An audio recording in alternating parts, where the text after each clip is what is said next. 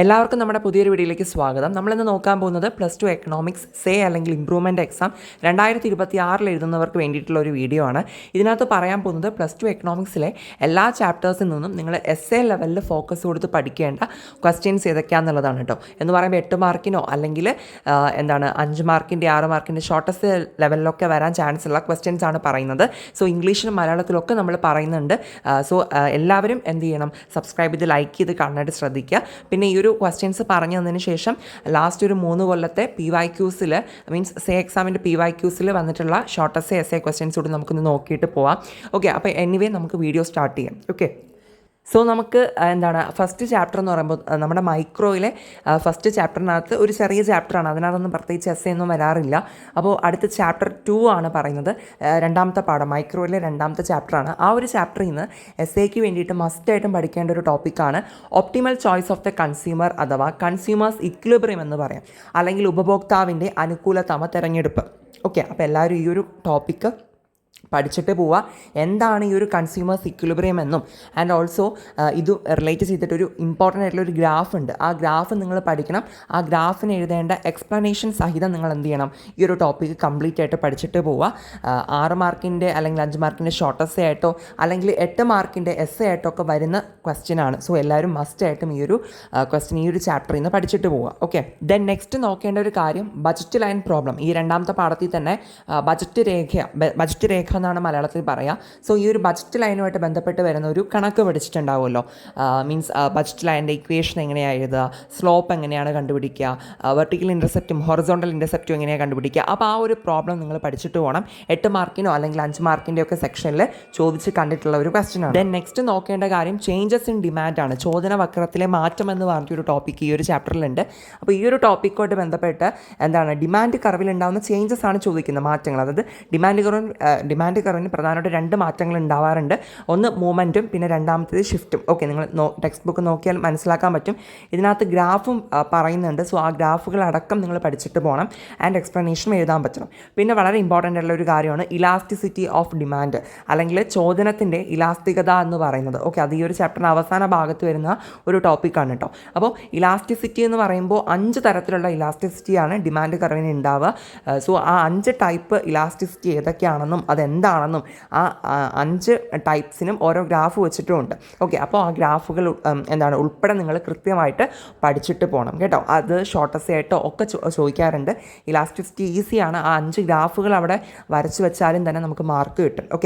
Okay, ഇനി നോക്കിക്കോളൂ. Next 3rd ചാപ്റ്ററാണ്. മൈക്രോയിലെ 3ാമത്തെ പാഠത്തിൽ നിന്ന് പഠിക്കേണ്ട വളരെ പ്രധാനപ്പെട്ട ഒരു ചോദ്യമാണ് the law of diminishing marginal product എന്നോ അല്ലെങ്കിൽ ലോ ഓഫ് വേരിയബിൾ പ്രൊപ്പോർഷൻ എന്നോ പിന്നെന്താ റിട്ടേൺസ് ടു ഫാക്ടർ എന്നോ എന്നൊക്കെ പറഞ്ഞിട്ട് ചോദിക്കാറുണ്ട് കേട്ടോ. അപ്പോൾ ആ ഒരു ടോപ്പിക്ക് വായിക്കുമ്പോൾ നിങ്ങൾക്ക് മനസ്സിലാവും ആ പേരുകളൊക്കെ. സോ എന്തായാലും ഇത് എല്ലാവരും കൃത്യമായിട്ട് പഠിച്ചിട്ട് പോകേണ്ട ഒരു ടോപ്പിക്കാണ്. മലയാളത്തിൽ അപചയ സീമാന്ത ഉൽപ്പന്ന നിയമവും അതുപോലെ തന്നെ വിഭേദകാനുപാത നിയമവും എന്നാണ് പറയുക. അപ്പോൾ എല്ലാവരും ടോപ്പിക്ക് എടുത്ത് നോക്കുക. ഇത് നമുക്ക് 8 മാർക്കിന് ചോദിക്കുന്ന ഒരു ഷുവർ ക്വസ്റ്റ്യൻ ആണ്. 8 മാർക്കിന് വന്നില്ല എന്നുണ്ടെങ്കിൽ ഉറപ്പായിട്ടും ഷോർട്ടസ്റ്റ് ആയിട്ട് വരാൻ ചാൻസ് ഉണ്ട്.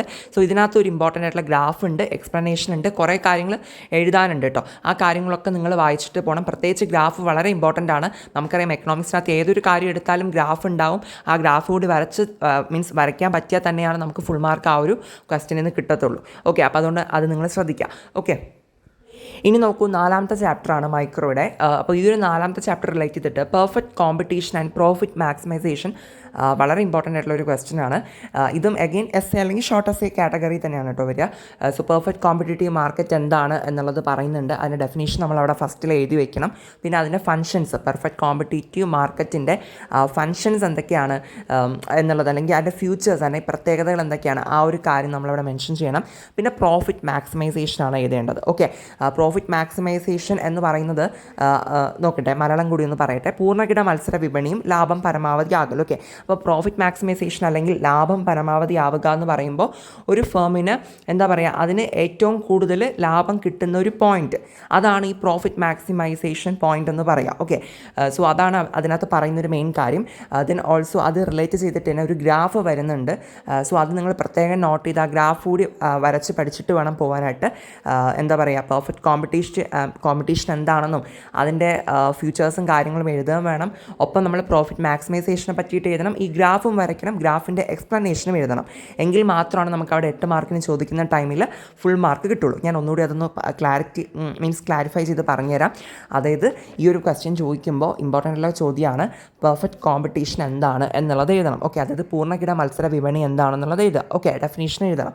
ഓക്കെ, ദെൻ ഇതിൻ്റെ ഫ്യൂച്ചേഴ്സ്, സവിശേഷതകൾ എന്തൊക്കെയാണ്, ഈ ഒരു വിപണിയുടെ പ്രത്യേകതകൾ എന്തൊക്കെയാണെന്നുള്ളത് നിങ്ങൾ എഴുതുക. ഓക്കെ, ദെൻ അതിനുശേഷം എഴുതേണ്ട കാര്യമാണ് എന്ത്, പ്രോഫിറ്റ് മാക്സിമൈസേഷൻ അല്ലെങ്കിൽ ലാഭം പരമാവധിയാകുക. ഓക്കെ, സോ ആ ഒരു ടോപ്പിക്കും ടെക്സ്റ്റ് ബുക്കിലുള്ളതാണ്. സോ അതെന്താണ് ആ ഒരു കാര്യം എന്നുള്ളത് ഡീറ്റെയിൽ ആയിട്ട് എഴുതുക. ദെൻ അതിനനുസരിച്ച് തന്നെ പിന്നെ ഒരു ഗ്രാഫ് കൂടി വരുന്നുണ്ട്. ആ ഗ്രാഫ് വരയ്ക്കുക. ഗ്രാഫിൻ്റേതായിട്ടുള്ള രീതിയിലൊരു എക്സ്പ്ലനേഷനും കൊടുത്തിട്ടുണ്ട്. ഓക്കെ, ഒരു വിവരണവും കൊടുത്തിട്ടുണ്ട്, അതുകൂടി എഴുതുക. ഓക്കെ, ഇത്ര എഴുതുമ്പോഴായിരിക്കും ആ ഒരു എസ്സേ കംപ്ലീറ്റ് ആവുന്നുണ്ടാവുക. ഓക്കെ, ഇനി നെക്സ്റ്റ് വരുന്നത് മൈക്രോയിലെ 5ാമത്തെ ചാപ്റ്ററാണ്. അതിനകത്ത് വരുന്ന ആ ഒരു ചാപ്റ്ററിൻ്റെ അവസാന ഭാഗത്ത് വരുന്നൊരു ടോപ്പിക്കാണ് കേട്ടോ. പ്രൈസ് സീലിങ്ങും പ്രൈസ് ഫ്ലോറും രണ്ട് കോൺസെപ്റ്റ്സ് ആണ്. സോ വിലയുടെ പരിധിയും പിന്നെ എന്താണ് തറവില എന്താണെന്നുള്ളതും. ഓക്കെ, സോ ഇത് രണ്ടും നിങ്ങൾ കൃത്യമായിട്ട് മനസ്സിലാക്കി വയ്ക്കേണ്ട ഒരു കാര്യമാണ്. PYQസിലും ചോദിച്ചിട്ടുണ്ട്. അപ്പോൾ ഉറപ്പായിട്ട് ഇത് നോക്കിയിട്ട് പോകണം. 2 ടോപ്പിക്സും പഠിക്കുക. ചിലപ്പോൾ രണ്ടും കൂടി ഒരുമിച്ച് നമുക്ക് ചോദിക്കാം, അല്ലെങ്കിൽ ഇതിലേതെങ്കിലും ഒരെണ്ണം മാത്രമായിട്ടും ചോദിക്കാം. 8 മാർക്കിന് വന്നില്ലെങ്കിൽ ഷോർട്ടസ്റ്റ് ആയിട്ടും ചോദിക്കുന്നൊരു സംഭവമാണ്.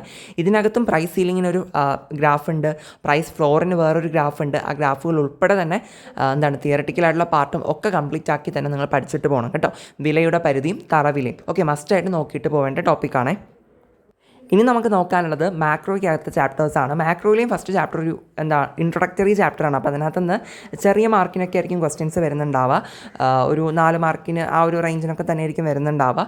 സോ എനിവേ, ഇനി 2ാമത്തെ ചാപ്റ്റർ മുതലാണ് ഇമ്പോർട്ടൻ്റ് ആയിട്ടുള്ള എസ്സേ ടോപ്പിക്കുകൾ വരുന്നത് മാക്രോയ്ക്കകത്ത്.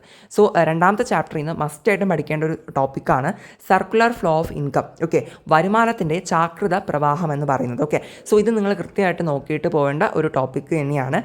നിങ്ങൾക്കറിയാം സർക്കുലർ ഫ്ലോ ഓഫ് ഇൻകം നമ്മൾ ഇതുപോലെ സർക്കിൾ പോലെയല്ല, മീൻസ് എന്താ പറയുക, വരച്ച് പഠിച്ചിട്ടുള്ളൊരു കാര്യമാണ് അല്ലേ. അതായത് ഇൻകം പല സെക്ടേഴ്സിൽ നിന്ന് ഒരു സെക്ടറിൽ നിന്ന് മറ്റൊരു സെക്ടറിലോട്ട് ഇങ്ങനെ ഫ്ലോ ചെയ്ത് പോകുന്ന ഒരു ചാർട്ട് അല്ലേ. സോ അത് നിങ്ങൾ പഠിച്ചിട്ടുള്ള കാര്യമാണ്. സോ അത് കൃത്യമായിട്ട് വരച്ച് പഠിച്ചിട്ട് പോവുക. നമ്മൾ സർക്കുലർ ഫ്ലോ ഓഫ് ഇൻകം ചോദിക്കുന്ന ടൈമിൽ ജസ്റ്റ് ആ ഗ്രാഫ് മാത്രം വരച്ച് അതിൻ്റേതായിട്ടുള്ള ഒരു എക്സ്പ്ലനേഷൻ കൊടുത്തു കഴിഞ്ഞാൽ ഫുൾ മാർക്ക് അവിടെ കിട്ടും. ഓക്കെ, സോ ഇത് ആക്ച്വലി ഒരു എന്താ പറയുക, ഒരു 5 മാർക്കിൻ്റെ സെക്ഷനിലൊക്കെ നമുക്ക് എക്സ്പെക്ട് ചെയ്യാൻ പറ്റുന്ന ഒരു ചോദ്യം ആയിരിക്കും കേട്ടോ. ഇനി നാഷണൽ ഇൻകം കാൽക്കുലേഷൻ ഭയങ്കര ഇമ്പോർട്ടൻ്റ് ആയിട്ടുള്ളൊരു ചോദ്യമാണ്. ഇത് ഇല്ലാത്തൊരു PYQ വന്നിട്ടില്ല. ഓക്കെ, സോ അതുകൊണ്ട് ഇനിയും നമുക്ക് എക്സ്പെക്ട് ചെയ്യാം ഇത് വരുമെന്ന്. So that is national income calculation എന്നോ അല്ലെങ്കിൽ നാഷണൽ ഇൻകം അക്കൗണ്ടിങ് എന്നൊക്കെ പറഞ്ഞ് ചോദിക്കാം. ഓക്കെ, ദേശീയ വരുമാനം കണക്കാക്കൽ. ഓക്കെ, നമുക്കറിയാം ദേശീയ വരുമാനം കണക്കാക്കാൻ വേണ്ടിയിട്ട് പ്രധാനപ്പെട്ട 3 മെത്തേഡുകളാണുള്ളത്. ഏതൊക്കെയാണ്? Product method, expenditure method, income method അല്ലേ. അപ്പോൾ ഈ 3 മെത്തേഡ്സിനെ പറ്റിയിട്ടും ഡീറ്റെയിൽ ആയിട്ട് പഠിച്ചിട്ട് പോവുക. അതിൽ നിന്ന് ഒന്നും സ്കിപ്പ് ചെയ്യാനില്ല. കൃത്യമായിട്ട് നിങ്ങൾ അത് ഇത്തിരി ഡിഫിക്കൽട്ടാണ്. ആദ്യമൊക്കെ വായിക്കുമ്പോൾ കുറച്ച് ഡിഫിക്കൽട്ടായിട്ട് ഫീൽ ചെയ്യും. പക്ഷേ എന്ന് പറഞ്ഞാൽ അവിടെ സ്കിപ്പ് ചെയ്തിട്ട് പോകരുത്. എങ്ങനെയെങ്കിലും നിങ്ങൾക്ക് പഠിക്കാൻ പറ്റുന്ന കാര്യങ്ങളെങ്കിലും പഠിച്ച് വെച്ചിട്ട് പോവുക. ഓക്കെ, അറ്റ്ലീസ്റ്റ് നിങ്ങൾക്ക് ഈ പേരുകളെങ്കിലും ഓർത്ത് വയ്ക്കാമല്ലോ. Product method, expenditure method, income method എന്ന്. അതിനകത്ത് എഴുതാൻ പറ്റുന്ന കാര്യങ്ങൾ, ഓർത്ത് വയ്ക്കാൻ പറ്റുന്ന കാര്യങ്ങൾ പഠിച്ച് പോയി എഴുതുക കേട്ടോ. സോ അത് വളരെ ഇമ്പോർട്ടൻ്റ് ഉള്ള ചോദ്യമാണ്. ചിലപ്പോൾ നമുക്ക് 3 മെത്തേഡ്സിനെ പറ്റിയിട്ടും എഴുതാൻ വേണ്ടിയിട്ട് ചോദിക്കാം. അല്ലെങ്കിൽ ഇതിൽ ഏതെങ്കിലും ഒരെണ്ണത്തെ പറ്റി മാത്രം ചോദിക്കാം, അല്ലെങ്കിൽ 2 പറ്റിയിട്ടോ എങ്ങനെ വേണോ ചോദിക്കാം കേട്ടോ. 8 മാർക്കിൻ്റെ സെക്ഷനിലും കണ്ടിട്ടുണ്ട്. അല്ലാന്നുണ്ടെങ്കിൽ 5 മാർക്കിന് ആ ഒരു ഷോർട്ടസ്റ്റ് ലെവലിലും ചോദിക്കുന്നൊരു ടോപ്പിക്കാണ്. മസ്റ്റായിട്ട് നോക്കിയിട്ട് നമുക്ക് ഈ ഒരു 2ാമത്തെ ചാപ്റ്ററിൽ തന്നെ വരുന്നൊരു ടോപ്പിക്കാണ് GDP ഡീഫ്ലാറ്റർ എന്ന് പറയുന്നത്. കൃത്യമായിട്ട് നോക്കുക. GDP ഡീഫ്ലാറ്റർ ആക്ച്വലി ഒരു 8 മാർക്കിനോ 5 മാർക്കിൻ്റെ ഷോർട്ടസ്റ്റയിലൊക്കെ വരാറുണ്ട്. ഒപ്പം ഈ GDP ഡീഫ്ലാറ്റർ റിലേറ്റ് ചെയ്തിട്ട് നമുക്കൊരു കണക്കും ചോദിക്കാറുണ്ട് കേട്ടോ. അപ്പോൾ അതെങ്ങനെ വേണോ ചോദിക്കാം. സോ എന്തായാലും ആ ഒരു ടോപ്പിക്ക് റിലേറ്റ് ചെയ്തിട്ടുള്ള ആ ഒരു കണക്കും ആ ഒരു പ്രോബ്ലവും അതുപോലെ തന്നെ അതിൻ്റെ തിയറട്ടിക്കലായിട്ടുള്ള കാര്യങ്ങൾ നിങ്ങൾ കൃത്യമായിട്ട് നോക്കിയിട്ട് പോകുന്നത് നല്ലതായിരിക്കും. ഇനി GDP ആൻഡ് വെൽഫെയർ എന്ന് പറയുന്നത്, അതായത് GDPയും ക്ഷേമവും എന്ന് പറയുന്നത് മാക്രോ എക്കണോമിക്സിലെ 2ാമത്തെ പാഠത്തിലെ ഏറ്റവും അവസാനം വരുന്നൊരു ടോപ്പിക്കാണ്. ഓക്കെ, സോ അത് നമുക്ക് എസ്സേക്ക് ചോദിക്കുന്നൊരു ടോപ്പിക്കാണ് GDP ആൻഡ് വെൽഫെയർ എന്ന് പറയുന്നത്. എസ്സേക്കോ നേരത്തെ പറഞ്ഞതുപോലെ ഷോർട്ട് എസ്സേക്കോ ഒക്കെ നമുക്ക് എക്സ്പെക്ട് ചെയ്യാം. നല്ല ഈസി ആയിട്ടുള്ള ഒരു ടോപ്പിക്കാണ്. എല്ലാവർക്കും പഠിക്കാൻ പറ്റുന്ന ഒരു ടോപ്പിക്കാണ്. വേറെ കോംപ്ലിക്കേഷൻസ് ഒന്നും അതിനകത്തില്ല. ഓക്കെ, അപ്പോൾ അതുകൊണ്ട് തന്നെ എല്ലാവരും വായിച്ചിട്ട് പോവുക, നല്ലതായിരിക്കും. ഓക്കെ, ഇനി നമ്മുടെ മാക്രോയിലെ 3ാമത്തെ ചാപ്റ്ററിൽ നിന്ന് പഠിക്കേണ്ട എസ്സേ ക്വസ്റ്റ്യൻസ് ഏതൊക്കെയാണെന്നാണ് പറയുന്നത്. ആദ്യമേ തന്നെ functions of central bank. Okay, കേന്ദ്ര ബാങ്കിൻ്റെ സവിശേഷതകൾ എന്തൊക്കെയാണെന്നുള്ളത്. സെൻട്രൽ ബാങ്കിൻ്റെ ഭയങ്കര ഇമ്പോർട്ടൻ്റ് ആണ്. PYQs കാണിച്ചിരുമ്പോൾ നിങ്ങൾക്ക് മനസ്സിലാവും. ഓക്കെ, സെൻട്രൽ ബാങ്കിൻ്റെ ഫങ്ഷൻസ് ഒരു 8 ഫങ്ഷൻസ് എങ്ങാണ്ടാണുള്ളത്. ഐ തിങ്ക് അതെ, നമ്മുടെ ചാനൽ വീഡിയോ ആയിട്ട് ചെയ്തിട്ടുണ്ട് കേട്ടോ. നിങ്ങൾക്ക് ചെക്ക് ചെയ്ത് കഴിഞ്ഞാൽ കിട്ടും. ഓക്കെ, സോ എനിവേ അത് പഠിക്കാത്തവരുണ്ടെന്നുണ്ടെങ്കിൽ കൃത്യമായിട്ട് മസ്റ്റായിട്ടും പഠിച്ച് വെച്ചിട്ട് പോവുക. 8 മാർക്കിന് ചോദിക്കുന്ന ഒരു ക്വസ്റ്റ്യനാണ്. ഇനി മോണിറ്ററി പോളിസിയും അതുപോലെ ഇമ്പോർട്ടൻ്റ് ആണ്. പണത്തിൻ്റെ പ്രധാനം നിയന്ത്രിക്കുന്ന വരുന്നതിനുള്ള പ്രധാന ഉപാധികൾ എന്തൊക്കെയാണ് എന്നാണ് ചോദ്യം. ഓക്കെ, ഇത് മോണിറ്ററി പോളിസി എന്ന് പറഞ്ഞ് ചോദിച്ചില്ല എന്നുണ്ടെങ്കിൽ എന്താ പറയുക, ഈ ഒരു മണി സപ്ലൈ കൺട്രോൾ ചെയ്യാനുള്ള മെത്തേഡ്സ് എന്തൊക്കെയാണ്, മെഷേഴ്സ് എന്തൊക്കെയാണ്, അങ്ങനെയൊക്കെ പറഞ്ഞിട്ടും ചോദിക്കാം. സംഭവം എന്ത് തന്നെയാണ്, മോണിറ്ററി പോളിസി തന്നെയാണ്.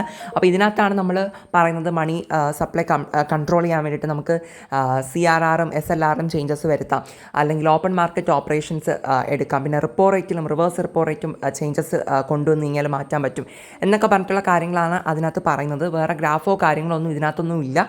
ഫുള്ളി തിയറിറ്റിക്കലായിട്ടുള്ള കാര്യമാണ്. ഒന്ന് മനസ്സിലാക്കി വെച്ച് കഴിഞ്ഞാൽ നമുക്ക് നന്നായിട്ട് ആൻസർ ചെയ്യാൻ പറ്റുന്ന 2 ടോപ്പിക്സാണ് ഈ ഒരു സെൻട്രൽ ബാങ്ക് മോണിറ്ററി പോളിസി എന്ന് പറയുന്നത്.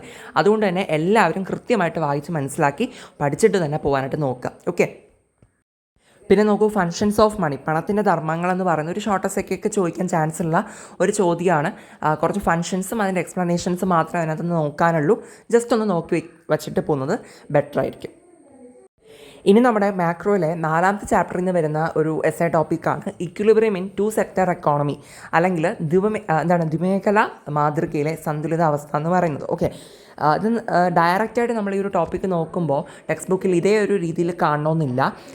ടെക്സ്റ്റ് ബുക്കിൽ ആ ഒരു ചാപ്റ്ററിൽ നിന്ന് പറയുന്ന എന്താ പറയുക, മീൻസ് മാക്സിമം എല്ലാ കാര്യങ്ങളും നമ്മൾ ഇൻക്ലൂഡ് ചെയ്ത് എഴുതുമ്പോഴായിരിക്കും ഇതിൻ്റെ ഒരു ആൻസർ ഉണ്ടാവുക. ബേസിക്കലി ഉദ്ദേശിക്കുന്ന ഒരു കാര്യം 2 സെക്ടർ എക്കോണമി. ഓക്കെ, അതായത് നമ്മുടെ കൺസപ്ഷനും ഇൻവെസ്റ്റ്മെൻറ്റും മാത്രമുള്ള 2 സെക്ടർ എക്കോണമിയിലെ കാര്യമാണ് പറയുന്നത്. ആ ഒരു 2 സെക്ടർ എക്കോണമിയിലെ എന്താ പറയുക, ഇക്വിലിബ്രിയത്തെ പറ്റിയിട്ടാണ് നമുക്ക് ചോദിക്കുന്നുണ്ടാവുക. അപ്പോൾ അന്നേരം നമ്മൾ എക്സാൻ്റെ കൺസപ്ഷനും എക്സാൻ്റെ ഇൻവെസ്റ്റ്മെൻറ്റും പിന്നെ അവർ ഇക്വിലിബ്രിയം വരുമ്പോൾ, അതായത് ഇക്വിലിബ്രിയം എന്ന് പറയുമ്പോൾ ആഗ്രിഗേറ്റ് ഡിമാൻഡ് കർവും ആഗ്രിഗേറ്റ് സപ്ലൈ കർവും ഒന്നിച്ച് വരുന്ന ഒരു പോയിൻ്റാണ്, മീൻസ് ടച്ച് ചെയ്ത് വരുന്ന പോയിൻ്റാണ് ഇക്വിലിബ്രിയം എന്ന് പറയുന്നത്.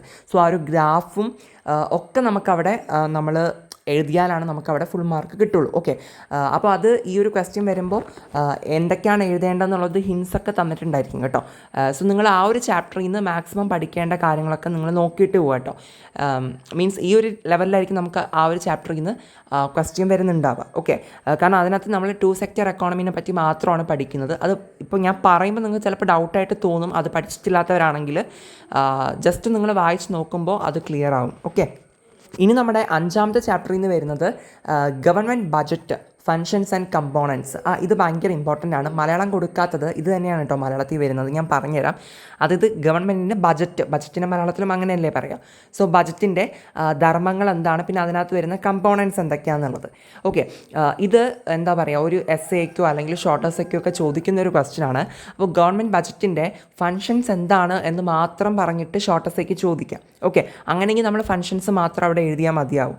അല്ല, കമ്പോണൻസ് കൂടി ചോദിക്കുകയാണെങ്കിൽ അത്യാവശ്യം നല്ല രീതിയിൽ കമ്പോണൻസ് ഇങ്ങനെ എന്താ പറയുക ഒരു ഗ്രാഫൊക്കെ ആക്കി കൊടുത്തിട്ടുണ്ട് ടെക്സ്റ്റ് ബുക്കിൽ.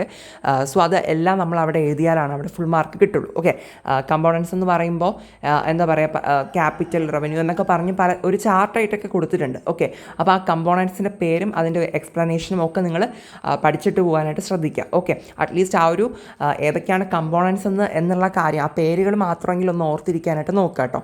ഇനി നെക്സ്റ്റ് പഠിക്കേണ്ട ഒരു ക്വസ്റ്റ്യനാണ് ഇക്വിലിബ്രിയം ഇൻ 3 സെക്ടർ എക്കോണമി എന്ന് പറയുന്നത്. അപ്പോൾ നേരത്തെ ആ ഒരു 4ാമത്തെ പാഠത്തിൽ 2 സെക്ടർ എക്കോണമി ആയിരുന്നു. ഈ 3 സെക്ടർ എക്കോണമി ആകുമ്പോൾ അവിടെ ഗവൺമെൻറ് കൂടി വരുന്ന എക്കോണമിയാണ് 3 സെക്ടർ എക്കോണമി എന്ന് പറയുന്നത്. ഓക്കെ, സോ ഇതിനകത്തുള്ള ഇക്വിലിബ്രിയം പറയുമ്പോഴും നേരത്തെ പറഞ്ഞതുപോലെ ആ ഒരു ഇക്വിലിബ്രിയത്തിൻ്റെ ഒരു ഗ്രാഫ് എവിടെയും നമുക്ക് 3 സെക്ടർ എക്കോണമിയിൽ വേറെ തന്നെ ഒരു ഗ്രാഫ് ഉണ്ട്. ആൻഡ് കൺസപ്ഷനെ പറ്റിയും ഇൻവെസ്റ്റ്മെൻറ്റിനെ പറ്റിയിട്ടും ഗവൺമെൻറ് സെക്ടറിനെ പറ്റിയിട്ടൊക്കെ നമുക്കവിടെ എഴുതുമ്പോഴാണ് അതിനുള്ള ആൻസർ ആവുന്നുണ്ടാവുക. ഓക്കെ, സോ ഇനി നമ്മുടെ മാക്രോയിലെ 6ാമത്തെ ചാപ്റ്റർ, അതായത് ഏറ്റവും അവസാനത്തെ പാഠത്തിൽ നിന്ന് നമുക്ക് ചോദിക്കുന്ന ഒരു ഷോർട്ട് എസ്സേ ആയിട്ടൊക്കെ ചോദിക്കുന്ന ഒരു ക്വസ്റ്റ്യനാണ് ഡിറ്റർമിനേഷൻ ഓഫ് എക്സ്ചേഞ്ച് റേറ്റ്സ്, അല്ലെങ്കിൽ വിനിമയ നിരക്ക് നിർണ്ണയം എന്ന് പറയുന്നത്. അപ്പോൾ പ്രധാനമായിട്ടും 3 ടൈപ്പ് ഓഫ് എക്സ്ചേഞ്ച് റേറ്റിനെ പറ്റിയിട്ട് പഠിക്കാനുണ്ട് നമുക്ക്. Fixed, flexible and also managed floating എന്ന് പറഞ്ഞിട്ട് 3 ടൈപ്സ് ഓഫ് എക്സ്ചേഞ്ച് റേറ്റ് സിസ്റ്റത്തെ പറ്റി പഠിക്കാനുണ്ട്. സോ അത് 3ഉം കൃത്യമായിട്ട് നോക്കിയിട്ട് പോകണം. ആൻഡ് അതിൻ്റെ എക്സ്പ്ലനേഷൻ കൃത്യമായിട്ട് വായിച്ചിട്ട് തന്നെ പോകാം കേട്ടോ. നല്ല എളുപ്പമുള്ളൊരു ചോദ്യമാണത്.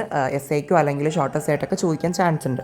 ഓക്കെ, ഇത്രയാണ് നമുക്ക് പ്രധാനമായിട്ട് പറയേണ്ട എന്താ പറയുക എസ്സേ അല്ലെങ്കിൽ ഷോർട്ട് എസ്സേ ടോപ്പിക്സ് എന്ന് പറയാനുള്ളത്.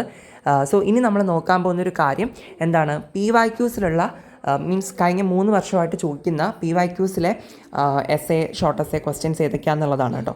അപ്പോൾ ആ ഒരു വീഡിയോയിലോട്ട് ഇത് 2025 എന്താ പറയുക എക്കണോമിക്സ് ഇംപ്രൂവ്മെൻറ്റ് എക്സാമിൻ്റെ ക്വസ്റ്റ്യൻ പേപ്പറാണ് കേട്ടോ. അപ്പോൾ ഇതിനകത്ത് നമുക്ക് നോക്കാം ഷോർട്ട് എസ്സേക്കും എസ്സേക്കും ഏതൊക്കെ ക്വസ്റ്റ്യൻസ് ആണ് വന്നിട്ടുള്ളതെന്നുള്ളത്. ഓക്കെ, സോ നോക്കൂ, ഷോർട്ട് എസ്സേ ആയിട്ട് ഇപ്പോൾ ഇവിടെ മാക്സിമം 5 മാർക്കിൻ്റെ ക്വസ്റ്റ്യൻ ഉണ്ട്. നോക്കൂ, പ്രൈസ് ഇലാസ്റ്റിസിറ്റി ഓഫ് ഡിമാൻഡ് ചോദിച്ചിട്ടുണ്ട്. ഓക്കെ, പിന്നെ എന്താ പറയുക price elasticity, suppose price elasticity of demand for a good is 0.2 if there is a 5% increase in the price of the good, by what percentage will the demand for the good go down, which elasticity the commodity has. Okay, അപ്പോൾ elasticity relate ചെയ്തിട്ടുള്ള questions ആണ് പാർട്ടായിട്ട് ഇവിടെ ചോദിച്ചിട്ടുള്ളത്. Okay, അപ്പോൾ ആ ഒരു topic നിങ്ങൾ എന്തായാലും നോക്കിയിട്ട് പോകണം. ഇനി എന്താണ് പ്രൈസ് സീലിംഗ് എന്ന് ഡയഗ്രാമത്തിൻ്റെ ഹെൽപ്പോട് കൂടി എഴുതാൻ പറഞ്ഞിട്ട് ചോദിച്ചിട്ടുണ്ട്. അതിന് 2 കോൺസിക്വൻസ് കൂടി എഴുതാൻ പറഞ്ഞിട്ടുണ്ട് കേട്ടോ. അപ്പോൾ ആ ഒരു ടോപ്പിക്ക് വായിക്കുന്ന ടൈമിൽ അതിൻ്റെ കോൺസിക്വൻസും കാര്യങ്ങളൊക്കെ അവിടെ കിട്ടും. Okay, then calculation of national income using expenditure method. ഇവിടെ നാഷണൽ ഇൻകം എന്താണ് കാൽക്കുലേഷൻ എക്സ്പെൻഡിച്ചർ മെത്തേഡ് മാത്രമാണ് ചോദിച്ചിട്ടുള്ളത്. അപ്പോൾ നമ്മൾ അത് മാത്രം എക്സ്പ്ലെയിൻ ചെയ്ത് കൊടുത്താൽ മതി, കാരണം ഇവിടെ 5 മാർക്കിൻ്റെ സെക്ഷനാണല്ലോ. പിന്നെ with the help of A diagram explain effect of N autonomous change on income and output. ഇത് ആക്ച്വലി ആ 4ാമത്തെ പാഠത്തിലുള്ള ഒരു ചോദ്യമാണ് കേട്ടോ. അതായത് എന്താ പറയുക എന്താണ് നോക്കൂ, ഇൻകത്തിലും ഔട്ട്പുട്ടിലുള്ള ഓട്ടോണമസ് ചേഞ്ച് ഇതേപോലെ തന്നെ ഒരു ടോപ്പിക്ക് ടെക്സ്റ്റ് ബുക്കിനകത്തുണ്ട്. സോ അതിനകത്തൊരു ഗ്രാഫും കാര്യങ്ങളൊക്കെ വരുന്നുണ്ട്. അതിനെക്കുറിച്ചിട്ടാണ് നമ്മളവിടെ എഴുതേണ്ടത്. മൾട്ടിപ്ലയർ മെക്കാനിസം എന്ന് പറയുന്നൊരു കുഞ്ഞു ടോപ്പിക്കും അതിനകത്ത് വരുന്നുണ്ട്. സോ അതുകൂടി ഉൾപ്പെടുത്തി വേണം എഴുതാൻ വേണ്ടിയിട്ട്. 30ാമത്തെ ചോദ്യം components of government budget. Okay, government ബഡ്ജറ്റിൻ്റെ കമ്പോണൻസ് ചോദിച്ചിട്ടുണ്ട് കേട്ടോ. ഓക്കെ, ദെൻ ഇനി എസ്സേ ചോദ്യത്തിലോട്ട് വരുന്ന സമയത്ത് 8 മാർക്കിൻ്റെ ചോദ്യത്തിൽ explain the laws which shows the relationship between input and output in short run and long run. അതായത് law of diminishing marginal product എന്നുള്ളത് അതിനെക്കുറിച്ചിട്ടാണ് നമുക്ക് ചോദിച്ചിട്ടുള്ളത്. ഞാൻ പറഞ്ഞതായിരുന്നു. പിന്നെ റിട്ടേൺസ് ടു സ്കെയിൽ കൂടി അവിടെ വരയ്ക്കാൻ വേണ്ടിയിട്ട് ചോദിച്ചിട്ടുണ്ട്.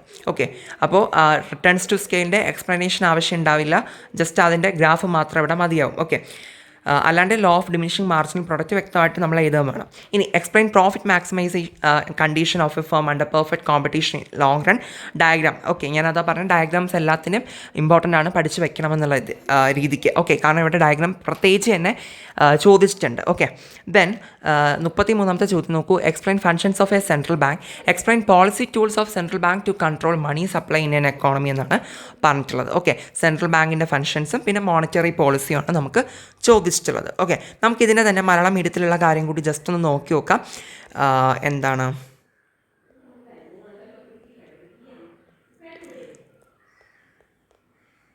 26ാമത്തെ ചോദ്യമാണ് വില ഇലാസ്തികത ചോദനം നിർവചിക്കുക എന്ന് പറഞ്ഞിട്ട് അല്ലേ. അപ്പോൾ വില ഇലാസ്തികതയെ പറ്റിയിട്ട് ചോദിച്ചിട്ടുണ്ട്. പിന്നെ വില പരിധി ചിത്രത്തിൻ്റെ സഹായത്തോടു കൂടി വിശദീകരിക്കുക, അതിൻ്റെ 2 അനന്തരഫലങ്ങൾ കൂടി എഴുതുക എന്ന് പറഞ്ഞിട്ടുണ്ട്. ഓക്കെ, വില പരിധിനെ പറ്റിയിട്ടാണ് ചോദിച്ചിട്ടുള്ളത്. ദെൻ ചെലവ് രീതിയിൽ ദേശീയ വരുമാനം കണക്കാക്കുന്നത് വിശദീകരിക്കുക. ചെലവ് രീതിയെ പറ്റി മാത്രം അവിടെ എഴുതിയാൽ മതി. സ്വതന്ത്ര ചെലവിൽ വരുന്ന മാറ്റത്തിൻ്റെ ഫലമായി വരുമാനത്തിലും ഉൽപ്പന്നത്തിലും വരുന്ന മാറ്റം ചിത്രത്തിൻ്റെ സഹായത്തോടെ വിശദീകരിക്കുക. ഇത് മാക്രോയിലെ 4ാമത്തെ പാഠത്തിൽ തന്നെ വരുന്ന ഒരു സെപ്പറേറ്റ് ആയിട്ട് ഇതുപോലെ തന്നെ ടോപ്പിക് ഉണ്ട് കേട്ടോ. സോ അതാണ് അവിടെ ചോദിച്ചിട്ടുള്ളത്. പിന്നെ ഗവൺമെൻറ്റിൻ്റെ ബഡ്ജറ്റിൻ്റെ ഭാഗങ്ങളെക്കുറിച്ച് വിശദീകരിക്കുക, കമ്പോണൻസിനെ പറ്റിയിട്ട് എഴുതാനായിട്ട് ചോദിക്കുന്നുണ്ട്. പിന്നെ എസ്സേയിലോട്ട് വരുന്ന സമയത്ത് എന്താണ് നമുക്ക് ചോദിച്ചിട്ടുള്ളത് അപജയ സീമാന്ത ഉൽപ്പന്ന നിയമത്തെ പറ്റിയിട്ടും പിന്നെ തോതനുസരിച്ചുള്ള ആദായത്തെ പറ്റിയിട്ടും ഒക്കെ എഴുതാൻ വേണ്ടിയിട്ട് ചോദിച്ചിട്ടുണ്ട് കേട്ടോ. തോതനുസരിച്ചുള്ള ആദായം മീൻസ് തോതനുസരിച്ചുള്ള മാറ്റം എന്ന് പറഞ്ഞില്ലേ, ആ ഒരു ടോപ്പിക്കാണ്.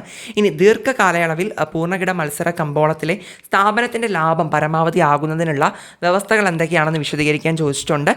ചിത്രം വരയ്ക്കുക. ഓക്കെ, അതാണ് ഞാൻ പറയുന്നത്. ഡയഗ്രാംസ് ഒക്കെ നോക്കിയിട്ട് പോകണമെന്നുള്ള രീതിയിൽ ഇതുപോലെ പ്രത്യേകിച്ച് ചോദിച്ചിട്ടുണ്ടല്ലോ ഇവിടെ.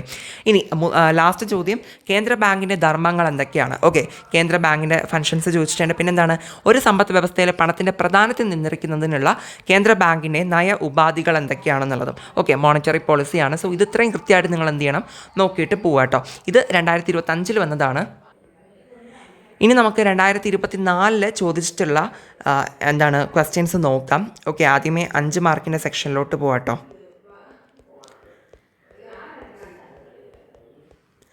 ഇതിനകത്ത് diagrammatically explain the law of diminishing marginal product. Again ഇത് എവിടെ 5 മാർക്കിനാണ് ചോദിച്ചിട്ടുള്ളത് കേട്ടോ.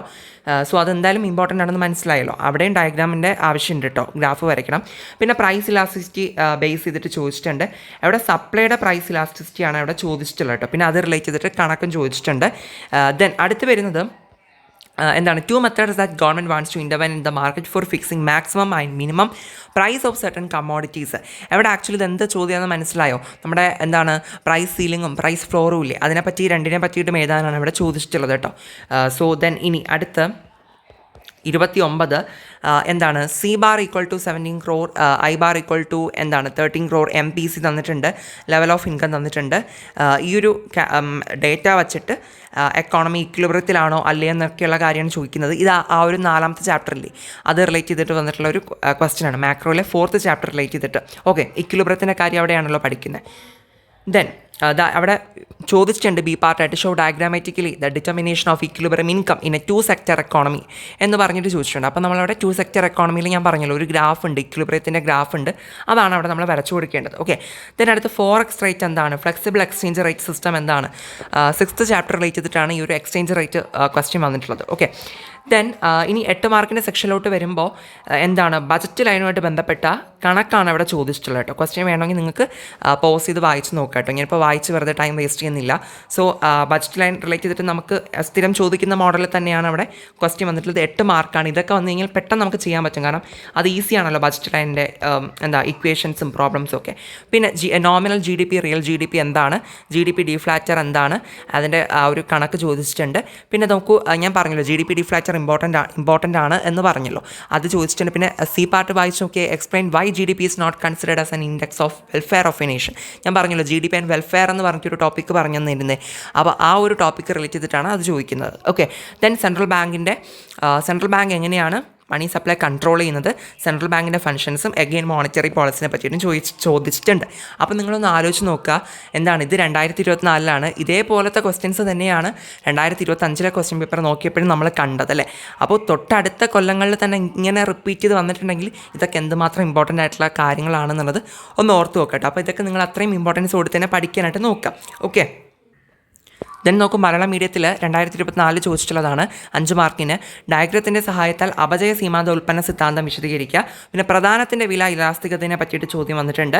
28ാമത് എന്താണ് ചിലതരം വസ്തുക്കളുടെ പരമാവധി വിലയും കുറഞ്ഞ വിലയും നിശ്ചയിക്കുന്നതിന് ഗവൺമെൻറ് കമ്പോളത്തിൽ ഇടപെടാനായി ഉപയോഗിക്കുന്ന 2 രീതികളെ വിശദീകരിക്കുക.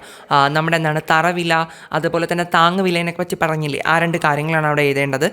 പിന്നെ 29ാമത്തെ ചോദ്യം എന്താണെന്നറിയോ, 4ാമത്തെ പാഠമില്ലേ മാക്രോയിലെ ആ ഒരു ചാപ്റ്റർ റിലേറ്റ് ചെയ്തിട്ട് വരുന്ന ഒരു ക്വസ്റ്റ്യനാണ്. ഞാൻ പറഞ്ഞില്ല സന്തുലിതാവസ്ഥയെ പറ്റിയിട്ട്, അത് ആ ഒരു ടോപ്പിക്ക് റിലേറ്റ് ചെയ്തിട്ട് വരുന്നൊരു ചോദ്യമാണ്, വായിച്ച് നോക്കുക. ദെൻ ബി പാർട്ട് നോക്കണം, പ്രത്യേകിച്ച് ഗ്രാഫിൻ്റെ സഹായത്താൽ ഒരു ദ്വിമേഖലാ സമ്പദ് വ്യവസ്ഥയിൽ സന്തുലിത വരുമാന നിർണ്ണയം. അപ്പോൾ ഞാൻ പറഞ്ഞല്ലോ ആ ഒരു ഇക്വിലിബ്രിയത്തിൻ്റെ ഒരു ഗ്രാഫ് ഉണ്ടെന്ന് പറഞ്ഞല്ലോ 2 sector എക്കോണമിയിലെ.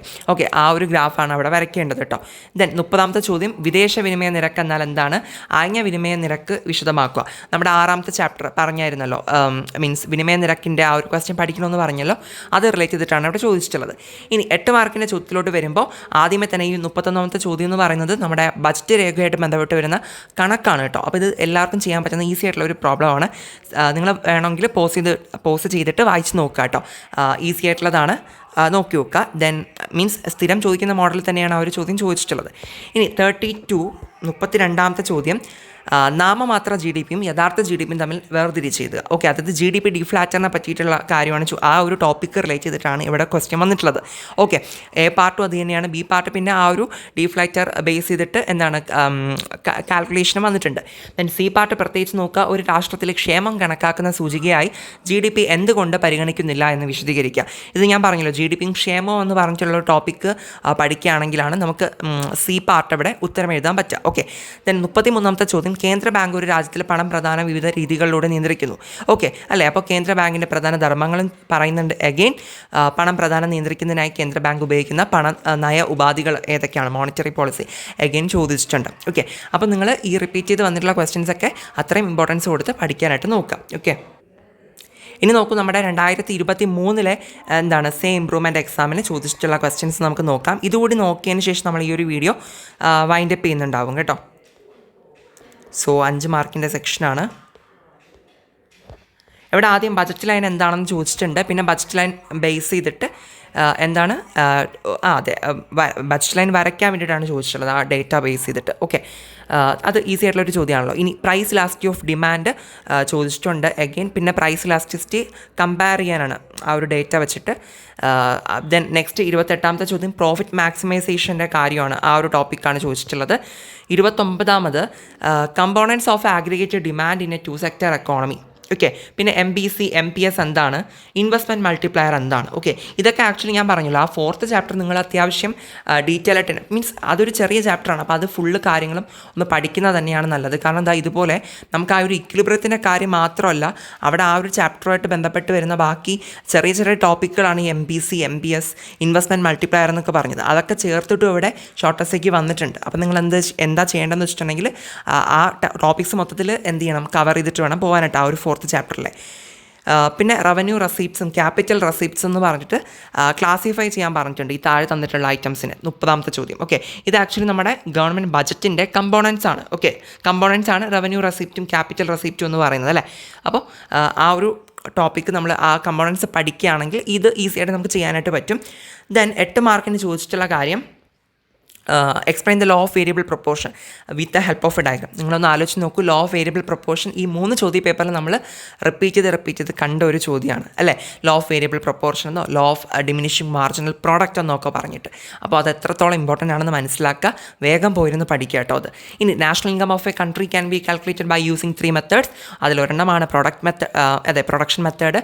ബാക്കിയുള്ള 2 മെത്തേഡ്സിനെ പറ്റിയിട്ട്, ദാറ്റ് ഈസ് നമ്മുടെ എക്സ്പെൻഡിച്ചർ മെത്തേഡിനെ പറ്റിയിട്ടും ഇൻകം മെത്തേഡിനെ പറ്റിയിട്ടും എക്സ്പ്ലെയിൻ ചെയ്യാൻ വേണ്ടിയിട്ടാണ് 32ാമത്തെ ചോദ്യം. അതും റിപ്പീറ്റ് ചെയ്ത് വന്നിട്ടുണ്ട്. അപ്പോൾ അതും വളരെ ഇമ്പോർട്ടൻ്റ് ആണ്, നോക്കി വയ്ക്കുക. ഇനി 33 ഏതാണ്, explain the various measures adopted by the central bank to control money supply in economy. Again ഇതാ വന്നിട്ടുള്ളത് എന്താണ്, മോണിറ്ററി പോളിസിനെ പറ്റിയിട്ട് എഴുതാനാണ് ചോദിച്ചിട്ടുള്ളത് അല്ലേ. അപ്പോൾ അതും അത്രത്തോളം ഇമ്പോർട്ടൻ്റ് ആണെന്നുള്ളത് മനസ്സിലാക്കി വയ്ക്കുക. ഓക്കെ, ദെൻ ഇനി അടുത്ത 26ാമത്തെ ചോദ്യം മലയാളം മീഡിയത്തിൽ പറയുകയാണെ, ബജറ്റ് രേഖ എന്താണെന്ന് പറയുക. പിന്നെ ബജറ്റ് രേഖ വരയ്ക്കാനും ഒരു ചോദ്യം കൊടുത്തിട്ടുണ്ട്. 27ാമത്തെ ചോദ്യം എന്ന് പറയുന്നത് ചോദനത്തിന് വില ഇലാസ്തികത റിലേറ്റ് ചെയ്തിട്ടുള്ള ചോദ്യമാണ്. 28ാമത് പൂർണ്ണകിട മത്സര കമ്പോളത്തിൽ ഉൽപ്പാദക യൂണിറ്റുകൾ ലാഭം പരമാവധി ആകുന്ന വിവിധ അവസ്ഥകൾ. ലാഭം പരമാവധി ആകലിൻ്റെ ആ ഒരു ടോപ്പിക്ക് നമ്മൾ പറഞ്ഞിട്ടുണ്ടായിരുന്നല്ലോ, അത് വെച്ചിട്ട് തന്നെ 5 മാർക്കിന് ചോദിച്ചിട്ടുണ്ട്. 29ാമത്തെ ചോദ്യം 2 മേഖലകൾ മാത്രമുള്ള ഒരു സമ്പദ് വ്യവസ്ഥയിലെ മൊത്തം ചോദനത്തിൻ്റെ ഘടകങ്ങൾ ഏതെല്ലാമാണെന്ന് എഴുതുക. MBC MBS എന്നിവ തമ്മിലുള്ള വ്യത്യാസം കുറിക്കുക.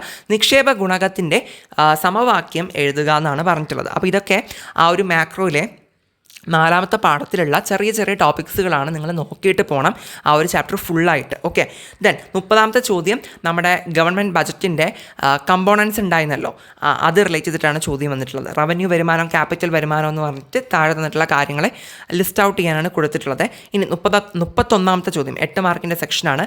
വിഭേദക അനുപാത നിയമം ഒരു ചിത്രത്തിൻ്റെ സഹായത്താൽ, വീണ്ടും റിപ്പീറ്റ് ചെയ്ത് വന്നിട്ടുള്ള ക്വസ്റ്റ്യനാണ്, നോക്കിയിട്ട് പോവുക. ഒരു രാജ്യത്തിൻ്റെ ദേശീയ വരുമാനം 3 രീതികൾ കണക്കാക്കാം. ഉൽപ്പാദന രീതിയാണ്, മറ്റ് 2 രീതികളെ പറ്റിയിട്ട് എഴുതാൻ ചോദിച്ചിട്ടുണ്ട് അഗെയിൻ. പിന്നെ വീണ്ടും വന്നിട്ടുള്ളത് നമ്മുടെ മോണിറ്ററി പോളിസിയുടെ ക്വസ്റ്റ്യനാണ് 33ാമത്തെ ചോദ്യമായിട്ട് വന്നിട്ടുള്ളത്. ഓക്കെ, അപ്പോൾ നിങ്ങൾക്ക് ഇത്രയും ക്വസ്റ്റ്യൻസ് കണ്ടപ്പോൾ തന്നെ, ഇപ്പോൾ നമ്മൾ 2023, 24, 25 അല്ലേ.